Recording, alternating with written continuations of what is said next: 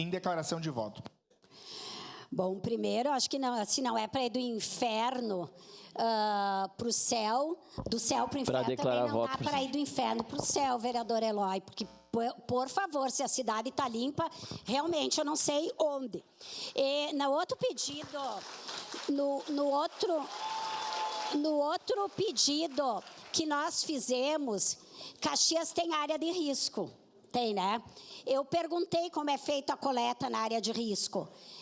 E é feito com um caminhão, com caminhões extra, porque o caminhão grande, esse da Codeca, não entra. Quantos caminhões tem? 2, para toda a cidade. Um reserva e o outro faz a coleta. É feita a separação nessas áreas? Não.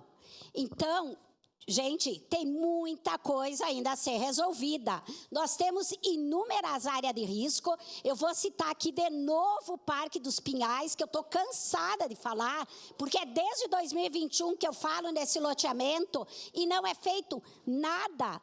Que tem áreas, lá o caminhão de lixo não vai. E vamos aqui, ó, ninguém vai culpar a população e muito menos os funcionários da Codeca. Porque é muito fácil culpar os funcionários ou culpar a população. Eu perguntei das lixeiras, lá não tem container. Nem dá para botar, porque é um peral. E aí, se tu bota um container, ele cai. Aí, o que acontece? Se tu pendura as lixeiras na cerca, está colocando em risco ou em cima da área da luz, tu está colocando em risco o funcionário da Codeca.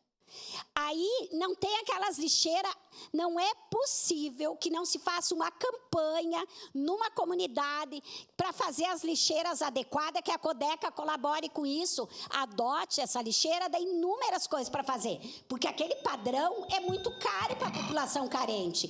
Resumindo, é a população contra os funcionários da Codeca.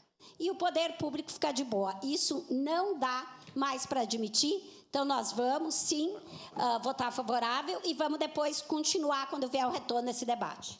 Obrigado, vereadora Rose. Com a palavra, vereador